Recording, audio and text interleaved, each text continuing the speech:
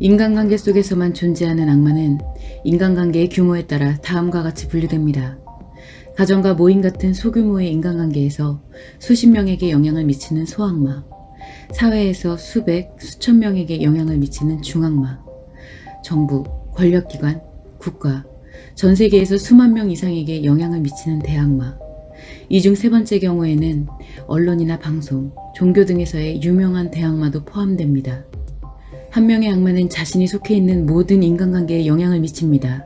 그러나 여러분이 속해 있는 집단에 악마가 몇 명인지는 알 수가 없습니다. 그래서 최소한 인간과 악마를 구별할 수 있어야만 자신에게 오는 피해를 예방하고 자신이 악마가 되는 것을 예방할 수 있습니다. 그뿐만 아니라 자신이 악마가 되어 타인에게 피해를 입히는 일이 발생해서는 안 될 것입니다. 악마는 인간의 마음이 죽어있는 상태이기 때문에 인간이 갖는 자아실현의 행복이 존재하지 않습니다. 그보다는 인간을 악마로 만드는 능력을 키우는 것이 악마의 가치추구이기 때문에 부와 명예, 권력, 인기, 유명, 학력, 지식 등의 능력만을 만드는 것에 집중합니다. 그래서 악마는 특정한 인간관계의 규모에 영향을 미칠 수 있는 능력을 갖고 있습니다. 이러한 능력이 없는 인간은 악마가 될 자격이 없으며 악마들도 능력이 없는 인간을 좋아하지 않습니다. 그렇기 때문에 능력이 없는 인간은 악마로 만들기보다 가진 것을 모두 빼앗고 인간으로서 완전히 도태시켜버립니다. 악마들이 가장 좋아하는 것은 능력이 있는 인간을 악마로 만들어서 자신의 악마 능력을 키우는 것입니다. 악마가 된 인간이 다시 또 다른 악마를 늘려갈수록 자신의 악마 능력이 더욱 커지기 때문입니다.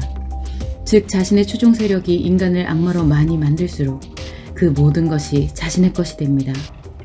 우리는 다양한 인간관계에서 악마를 마주하게 됩니다. 이때 악마에게 현혹되기 쉬운 이유는 악마들이 자신의 능력을 마치 인간의 마음인 것처럼 포장하기 때문입니다. 인간의 탈을 쓴 악마의 능력이 크면 클수록 인간관계를 파괴하고 악마로 만드는 파괴력이 커집니다. 강의나 강연, 스포츠, 스크린, 섹스, 종교, 언론, 지식, 정치 등을 매개체로 하여 인간을 현혹하는 것은 악마들이 가장 선호하는 능력입니다. 물론 이와 관련된 모든 사람들이 악마라는 것은 아닙니다. 이러한 능력을 가진 사람들 중에 악마가 있다는 것입니다. 자신의 능력을 활용하여 인간을 이롭게 하느냐, 인간을 파괴하느냐 하는 것은 백지 한 장의 차이입니다.